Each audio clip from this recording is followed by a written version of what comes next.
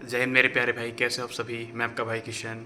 कुछ भाई ये पूछते हैं कि हमें ये बताइए कि हम टेक्स्ट बुक से मॉक लगाएं कि RWA के एप्लीकेशन से मॉक लगाएं, या फिर हम कोई ऑफलाइन बुक खरीद के उससे मॉक की प्रैक्टिस करें या फिर पीवीसी की प्रैक्टिस करें।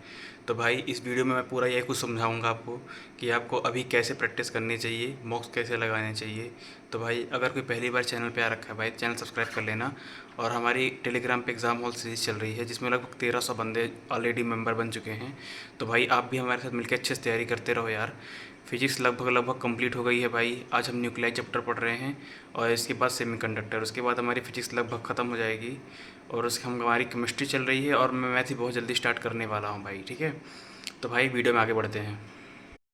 देखिए भाई, मैंने कभी RWA के एप्लीकेशन से मॉक वगैरह प्रैक्टिस नहीं की है। मैंने हमेशा टेक्स्ट बुक के मॉक से प्रैक्टिस की है अपनी, चाहे वो NDA की हो, चाहे हमारी BSF RORM की हो, एयरफोर्स सेक्शन वाई की हो। तो भाई मैंने जहाँ तक देखा है टेक्स्ट बुक काफ़ी एग्ज़ाम ओरिएंटेड क्वेश्चंस करवाता है यार, है ना। एग्ज़ाम में काफ़ी सारे उसके फंसने के चांसेस रहते हैं, मैंने ऐसा देखा है, मैंने ऐसा एनालिसिस किया है।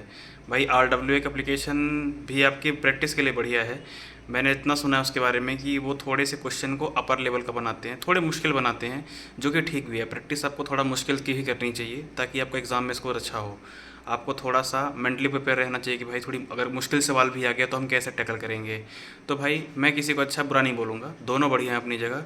तो आपको जो भी आपके बजट के अकॉर्डिंग सही लगता है तो आप उसका सब्सक्रिप्शन ले लीजिए। और भाई ये कोई वीडियो प्रमोशनल नहीं है भाई, ठीक है। ये मैं अपने भाइयों को समझा रहा हूँ कि जो मैंने सीखा है, जो मैंने जाना है वो बता रहा हूँ भाई, ठीक है। तो आप दोनों में से कोई सा भी मॉक लगा सकते हो।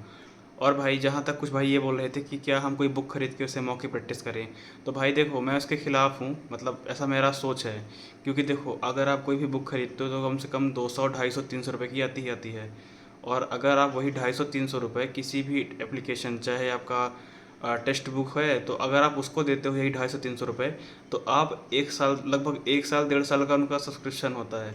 तो आप 1 से 1.5 साल के लिए कोई भी मौका लगा सकते हो, कितनी प्रैक्टिस कर सकते हो, ठीक है। और जैसे कि आप BSF RORM का एग्ज़ाम की प्रैक्टिस तो कर ही सकते हो, तो उसके अलावा आप SSB का जो हेड कांस्टेबल टेली कम्युनिकेशन का रखा है, आप उसकी प्रैक्टिस कर सकते हो उसी पैसे में, है ना भाई। एयरफोर्स सेक्शन वाई की प्रैक्टिस कर सकते हो उसी पैसे में। तो भाई आपको थोड़ा सा वैरायटी ज़्यादा मिल जाती है उसी पैसे में। तो मेरा तो यही सोच है कि भाई आप ऑनलाइन ही प्रैक्टिस करिए, क्योंकि आपका एग्ज़ाम ऑनलाइन ही होगा BSF RORM का। और भाई कुछ लोग ये भी बोल रहे हैं कि क्या लूसेंट की फ़िज़िक्स सफिशिएंट है BSF RORM के लिए। तो भाई मैं आपको समझाऊं, भाई लूसेंट की बुक अपने आप में बहुत अच्छी बुक है, ठीक है। आप उसका चाहे हिंदी वर्ज़न लीजिए चाहे हिंदी इंग्लिश वर्ज़न लीजिए, दोनों वर्ज़न बहुत अच्छे हैं भाई। और उसमें भी बहुत अच्छे अच्छे सवाल दे रखे हैं। जनरली इसमें आपको एयरफोर्स के प्रश्न करा रखे हैं जो आपके एग्ज़ाम में बहुत ज़रूरी है। क्योंकि BSF RORM का सिलेबस हो, एयरफोर्स एक्स का सिलेबस हो, या फिर हेड कांस्टेबल टेली कम्युनिकेशन का हो, इन तीनों का सिलेबस भाई सेम ही है, कुछ अलग से आपको नहीं पढ़ना है, वही चैप्टर्स आ रहे हैं। थोड़े बहुत 19-20 क्वेश्चन आने के चांसेस रहते हैं कि कभी थोड़ा सा मुश्किल सवाल पूछ लिया, कभी थोड़ा सा कम मुश्किल सवाल पूछा, कभी इजी पूछ लिया, बस इतना ही फ़र्क है। तो भाई आप लूसेंट से भी पढ़ाई कर सकते हैं, कोई दिक्कत नहीं है, ठीक है। और आपके पास जो भी किताबें हैं आपके पास, आप उससे पढ़िए, एक बार रीड करिए। और उसका फिर हमारे PYQs या फिर जो मैं आपको PDFs देता हूँ छोटे मोटे, आप उनको अच्छे से रेडी करते रहिए, ठीक है। काफ़ी सारे भाई प्रॉपर नोट्स वगैरह भी बना रहे हैं, तो भाई बढ़िया है उनका, ठीक है। मेहनत करिए यार, बाकी बढ़िया है, अच्छा है। कोई दिक्कत आती है, कोई क्वेरीज होगी तो बताइएगा। जय हिंद, वंदे मातरम।